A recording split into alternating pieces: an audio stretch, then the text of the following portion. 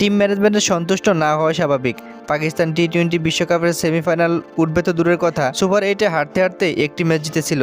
Group পর্বে যে 3টিতে point পেয়েছে প্রত্যেকটি প্রতিপক্ষের আইসিসির সহযোগী দেশ। পাকিস্তানের কাছে ট্রফির চেয়ে যে ম্যাচ বেশি বড় করে দেখা দেয়, ভারতের বিপক্ষে অসহায়ভাবে হেরেছে তারা। এমন পারফরমেন্স শুধু এবার নয়, গত বিশ্বকাপে তারা বাদ পড়েছিল গ্রুপ পর্ব থেকেই। এমনকি 2017 সালের চ্যাম্পিয়ন্স ট্রফি জেতার পর আর কোনো শিরোপা জিততে পারেনি, এমনকি এশিয়া কাপ পর্যন্ত নয়। পাকিস্তানের ক্রিকেটারদের উপর টিম ম্যানেজমেন্টের তাই নাখোশ হওয়াই স্বাভাবিক। পাকিস্তানি গণমাধ্যমে প্রচার করা হয়েছে খারাপ পারফরমেন্সের কারণে বিশ্বকাপ দলের প্রত্যেককে 50 লাখ পাকিস্তান রুপি করে জরিমানা করেছে পাকিস্তান ক্রিকেট বোর্ড। আর্থিক শাস্তি দেওয়া এই সিদ্ধান্ত নাকি ভারতের বিপক্ষে 61 রানের হারের পরপরই নেওয়া হয়েছিল। অন্য এক সূত্রে জানা যায়, ক্রিকেটাররা এখন থেকে পারফরমেন্স অনুযায়ী সুবিধা পাবেন, অর্থাৎ ভালো খেললে পুরস্কার, অন্যথায় জরিমানা। অফিসিয়াল নাকি পরিষ্কার করে দিয়ে জানিয়েছে, ভালো পারফরমেন্সের জন্য পুরস্কার দেওয়া হলে খারাপ পারফরমেন্সের জন্য কেন শাস্তি দিতে পারবো না। খারাপ পারফরমেন্সের শাস্তিটা ব্যক্তি হিসেবে দিলে সাহেবজাদা ফারহান, ফখর জামান ও ওসমান তারিক এর বাইরে থাকবেন। ফারহান হয়েছেন আসরের সর্বোচ্চ রান সংগ্রাহক, ইনিংসে করেছেন 383 রান। এর মাধ্যমে একটি রেকর্ডও ভেঙেছেন তিনি। বিরাট কোহলিকে ছাড়িয়ে গিয়ে টি-20 বিশ্বকাপের